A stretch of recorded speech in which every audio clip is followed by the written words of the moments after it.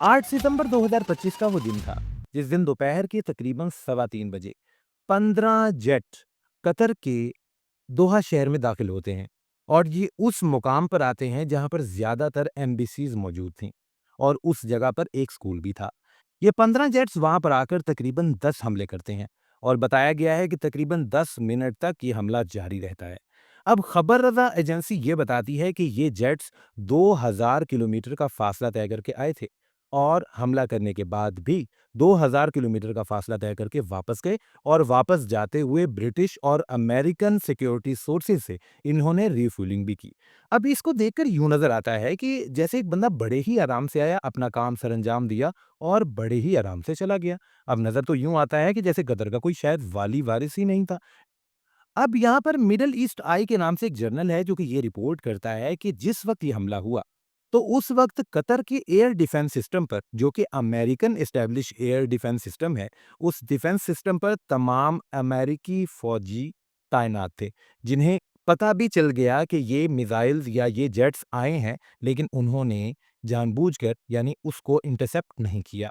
अब इस बात को ज़रा दूसरे एंगल से देखें तो कुछ ये पता चलता है कि जो वॉल स्ट्रीट जर्नल की एक ताज़ा तरीन रिपोर्ट आई है, उसके मुताबिक ये बात की जा रही है कि दरअसल ये मिसाइल्स जेट्स के ज़रिए तो दागे गए थे, लेकिन इन्हें बैलिस्टिक मिसाइल्स कहा जाता है। यानी ये मिसाइल्स डायरेक्ट नहीं आए, ये मिसाइल्स सऊदी अरब के रास्ते से आए और बैलिस्टिक इसलिए कहा जाता है क्योंकि ये मिसाइल्स की डायरेक्शन ज़रा यूँ होती है कर्व करके।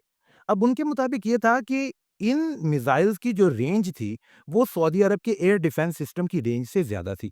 यानी एक एग्ज़ाम्पल के तौर पे अगर सऊदी अरब का जो एयर डिफेंस सिस्टम है, उसकी रेंज 50 किलोमीटर है, तो ये 50 किलोमीटर से भी ज़्यादा ऊँचा फ़ासला तय करके आए दोहा शहर की तरफ, जिसकी वजह से सऊदी एयर डिफेंस सिस्टम ने इनको महसूस ही नहीं किया। लेकिन दूसरी तरफ ये बताया गया कि अमेरिकन सिस्टम ने इसको महसूस तो कर लिया और ये खबर उन्होंने ट्रंप तक भी पहुंचाई।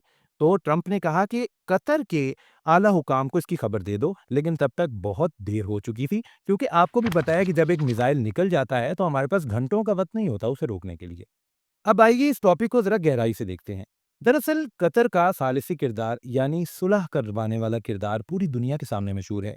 जिस कशीदगी और मुश्किल हालात में इसने ईरान और इसराइल के दरमियान सुलह कराई, हालांकि उसका अपना नुकसान उस वक्त हो चुका था जब उस पर हमला हुआ, वो काबिल दीद है। इसी तरह कतर ही हमास और इसराइल के दरमियान सुलह करवाने जा रहा था और इसी सालिसी किरदार को लेकर एक मीटिंग होने जा रही थी, जिसमें हमास के ऑफिशियल्स, जो कि उनके पॉलिटिकल अफेयर्स को देखते हैं, वो आ रहे थे। अब इसी मीटिंग के दौरान ये हमला पेश आया जो कि उस अमन मुआहिदे की राह में एक बहुत बड़ा रोड़ा अटकाना था और ये काम इसराइल ने किया। अब दूसरी तरफ अमेरिका की तरफ देखा जाए तो जब डोनाल्ड ट्रंप अपने दौरे पर आए थे, तो इसी कतर ने एक भारी कीमत का जेट और उसके साथ-साथ तकरीबन 1.2 ट्रिलियन डॉलर्स की एक बड़ी इन्वेस्टमेंट का वादा भी किया था। लेकिन इसके बदले अमेरिका का जो जवाब इस हमले की बुनियाद पर आया, वो उतना कतर के हक में नहीं था जितना होना चाहिए था। अब अगर हम ज़रा इसराइल की तरफ देखें, तो ये हमला क्यों किया गया? इस हमले का डायरेक्ट निशाना हमास के वो लोग थे जो कि उस अमन मुआहिदे के लिए आए हुए थे। अब आप कहेंगे भाई ये तो डायरेक्ट ये लग रहा है कि ये तो अमन चाहते ही नहीं है। अब निशाना तो वही लोग थे, लेकिन ऐसा हो ना सका। वो क्यों?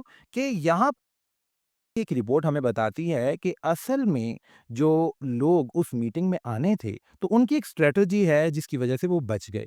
वो स्ट्रैटेजी कुछ यूँ है कि जब भी उनकी कोई मीटिंग होना होती है, तो सबसे पहले वो तमाम मेंबर्स को इकट्ठा करके उनके मोबाइल फ़ोन्स ले लेते हैं और उसके बाद वो वेन्यू को चेंज कर देते हैं। इसके बाद टाइम्स ऑफ इसराइल ने ये बताया कि इस हमले में हमास के जो बड़े ऑफिशियल्स हैं, जो कि सीनियर मेंबर्स हैं, उनको कुछ नहीं हुआ और उसकी वजह ये बताई गई कि वो लोग इस मीटिंग में आए ही नहीं थे, बल्कि उन्होंने अपने जूनियर्स को भेज दिया था। और इस हमले के अंदर जो 6 लोग शहीद हुए हैं, उन 6 लोग में से 5 वही जूनियर मेंबर्स थे, जबकि छठा एक कतर का सिक्योरिटी फोर्सेस का एहलकार था। दूसरी तरफ अगर कतर की काबिलियत को देखा जाए, तो जिस वक्त ये हमला हुआ है, उस वक्त कतर के पास अपना एक मजबूत एयर डिफेंस सिस्टम था जो कि अमेरिका से खरीदा हुआ। उसके साथ-साथ इनके पास ऐसे-ऐसे जेट्स थे जो कि कई मुल्कों का सिर्फ ख्वाब हैं, जिनमें से तकरीबन 35 राफेल, F-15 जेट्स और यूरोफाइटर्स भी मौजूद थे। अब ये सिस्टम को देखा जाए तो ये काफ़ी से भी बहुत ज़्यादा है। कतर से इतने छोटे मुल्क के लिए। लेकिन अब अगर दूसरी तरफ देखें तो हमला करने के बाद नेतन्याहू का एक बयान आता है और वो उसमें कहता है बड़े ही अकड़ के साथ, ये आप अगर सुनेंगे तो आपको खुद भी महसूस हो जाएगा कि हमने जो किया है वो बिल्कुल ठीक किया है। और मुल्कों के नाम ले लेकर उसने कहा कि जो भी ममालिक हैं जो कि इस तरह के दहशतगर्दों को, या दूसरे अल्फाज में आप कहें कि हमारे दुश्मनों को इस तरह से छुपाए हुए हैं या जिनके पास ये हैं, अगर वो उन्हें इंसाफ तक नहीं लाते तो ये काम हम खुद करेंगे। यानी सादा अल्फाज में अगर इस बात को समझा जाए तो उसने कहा कि इस तरह के लोगों को निकाल कर हमारे हवाले कर दो, नहीं तो हम इसे खुद चुन-चुन कर इसी तरह से ख़त्म करेंगे। अब इसके जवाब में जब यही सवाल एक एंकर पर्सन ने कतर के प्राइम मिनिस्टर के सामने रखा, तो उन्होंने इस बात का जवाब कुछ यूँ दिया, जिसका कुछ मफ़हूम यूँ है, उन्होंने कहा कि पहले वो खुद यानी अपने आप को देखे कि वो खुद अदालत को मतलूब शख्स है। यानी उसने जो काम खुद किए हैं, अभी तो अदालत के सामने उसे पेश होना है और वो लोगों को यानी सारे ममालिक को इस तरह से लेक्चर झाड़ रहा है। मज़ीद उन्होंने ये भी कहा कि ये वही शख्स है कि जिसकी वजह से ये जो गज़ा के लोग हैं, वो कहत का शिकार हैं और भूख से मर रहे हैं। अब पाकिस्तानी रद्द-ए-अमल इस हवाले से क्या था?